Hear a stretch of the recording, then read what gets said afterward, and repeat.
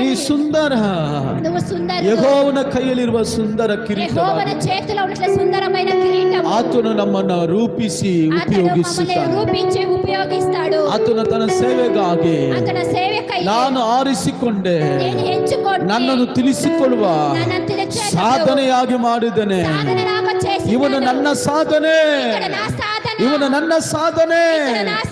ಕೊಯ್ಲಿಕ್ಕೆ ಸಿದ್ಧ ಮಾಡುತ್ತಾನೆ, ಕೊಯ್ಲಿಕ್ಕೆ ಸಿದ್ಧ ಮಾಡಯ್ಯ ಅಪ್ಪ. ಬೆಳೆಯನ್ನು ಕೊಯ್ಯಲು ಸಿದ್ಧ ಮಾಡಯ್ಯ, ಬೆಳೆಯನ್ನು ಕೊಯ್ಯಲು ಸಿದ್ಧ ಮಾಡಯ್ಯ.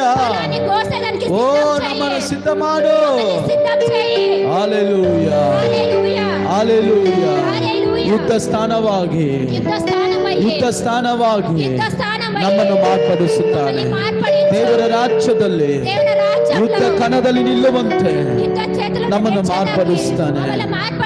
ಕೊನೆಯದಾಗಿ ನಮ್ಮನ್ನು